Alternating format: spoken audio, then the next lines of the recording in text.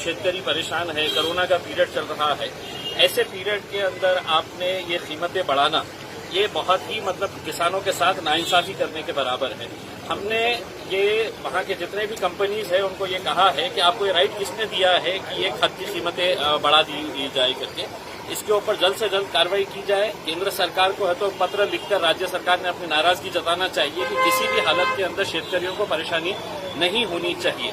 दूसरा ये है कि शेतकरी अपना पैसा डिपॉजिट करने के बावजूद भी जो कनेक्शन नहीं मिलता है उसे, वो कनेक्शन क्यों नहीं मिल रहा है, इसके ताल्लुक से टाइम बाउंड प्रोग्राम तैयार करना चाहिए कि ताकि शेतकरी ने अपना कोटेशन भरने के बाद फौरन उसके पंप को कनेक्शन मिलना चाहिए करके, इसके लिए एक टाइम बाउंड प्रोग्राम बनाने के लिए कहा है।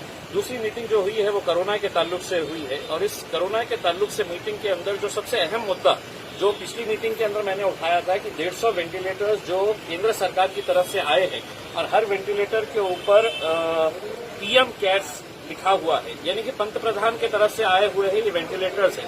ये 150 के 150 वेंटिलेटर्स काम नहीं कर रहे हैं, यानी कि सिर्फ डब्बे लाकर यहाँ पर रख दिए गए हैं और हमको ये बताया गया है कि आपको 150 वेंटिलेटर्स हमने दिए हैं। अगर वो 150 वेंटिलेटर्स काम नहीं कर रहे हैं, उनके इंजीनियर्स आके है तो पूरा चेक करने के बावजूद भी ये बताया गया है कि वेंटिलेटर्स किसी काम के नहीं है, ये नहीं चल सकते हैं। तो मैंने ये मांग उठाई है कि जो भी एजेंसी जिसने ये वेंटिलेटर्स भेजे हैं यहाँ पर, उनके ऊपर एफआईआर रजिस्टर होना चाहिए। राज्य सरकार ने इसकी गंभीर दखल देना चाहिए। देखिए, पंतप्रधान नरेंद्र मोदी साहब ने ये कहा है कि इसकी ऑडिटिंग होनी चाहिए, इसकी इंक्वायरी होनी चाहिए, और उन्होंने उल्टा ठिकड़ा है तो यहाँ पर ये कर दिया है कि नहीं, इनको चलाना नहीं आ रहा है, इनको बराबर से कनेक्शन देना नहीं आ रहा है। अब इतने बड़े बड़े हॉस्पिटल चलाने वाले लोगों को वेंटिलेटर चलाना नहीं आ रहा है, तो आपने कौन से ग्रह से है तो ये वेंटिलेटर लेकर आए हैं जो कहीं पर, यहीं पर नहीं, पूरे देश भर में किसी भी हॉस्पिटल के अंदर नहीं चल रहे। तो राज्य सरकार से हमने ये अनुरोध किया है कि जिस किसी एजेंसी ने ये वेंटिलेटर्स मैन्युफैक्चर किया है उसके ऊपर राज्य सरकार ने एफआईआर रजिस्टर करना चाहिए, क्योंकि आज भी पेशेंट्स को वेंटिलेटर्स चाहिए, वेंटिलेटर्स मिल नहीं रहे हैं, और आप इस तरह का एक ऐसा माहौल तैयार कर रहे हैं कि नहीं, इसके अंदर राजनीति हो रही है करके। आप इंक्वायरी करवाइएगा, जो भी दोषी है उसके ऊपर कार्रवाई होनी चाहिए, ये मांग हमने रखी है। दूसरा, मैंने आज इस मीटिंग के अंदर जितने भी फ्रंट लाइन वर्कर्स हैं, चाहे वो हेल्थ डिपार्टमेंट के हो, पुलिस डिपार्टमेंट के हो, डिस्ट्रिक्ट कलेक्टर हो, म्युनिसिपल कमिश्नर, जिला परिषद के अध्यक्ष हो, डीन है, सुपरिटेंडेंट है, जितने भी फ्रंट लाइन वर्कर्स है, पुलिस कमिश्नर है, उनकी पुलिस की पूरी टीम है, इन सब का मैंने एक पब्लिकली हमने धन्यवाद किए हैं कि ये लोगों ने जो काम किए हैं। ठीक है, हम मीटिंग के अंदर आते हैं, झगड़ते हैं, नाराजगी हमारी जताते हैं कि ये काम गलत नहीं, ये लेकिन ये कंबाइंड एफर्ट था कि जिसकी वजह से आज से कुछ महीने पहले हमारे पास डेली केसेस जो है वो तकरीबन 1800 केसेस आ रहे थे। जो पीक के ऊपर जो पहुंचा था हमारा, वो 1800 केसेस हर रोज। आज वो केसेस का आंकड़ा 600 हो गया है। औरंगाबाद शहर की अगर हम बात करते हैं तो हम महज 200 केसेस के ऊपर आ गए हैं, 203, 206 केसेस है। इसको थोड़ा सा और कम करने की जरूरत है। जितना आप लोगों ने एहतियात करना चाहिए, अगर उतना एहतियात कर ले तो मैं ये समझता हूँ, उम्मीद करता हूँ और दुआ करता हूँ कि ये आखिरी लॉकडाउन रहेगा, और इसके बाद अगर लोगों ने पूरी तरीके से ये कर दिए है तो हर चीज खुल जाएंगी और हम भी अच्छी तरीके से बाहर निकल सकेंगे। एक अहम मुद्दा यह है कि हमको ये बताया गया है कि 200 के करीब वैक्सीनेशन सेंटर्स है। ये नहीं बताया है कि वैक्सीन कितनी है करके, वैक्सीन ही नहीं है हमारे पास।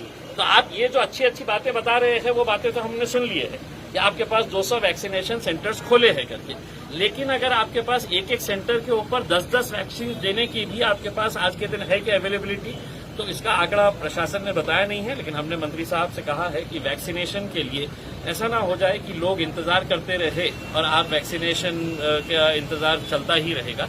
तो किसी न किसी तरह से औरंगाबाद जिले को जल्द से जल्द है तो वैक्सीन प्रोवाइड करने का इंतजाम करें।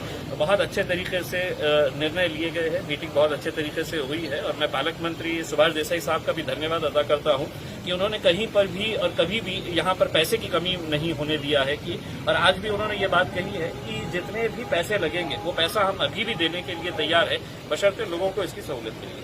सर हेलमेट को लेकर ही बहुत तकलीफ हो रही है, जबकि हेलमेट की दुकान है। ठीक है, हेलमेट जो है ये किया है लेकिन नहीं लगे।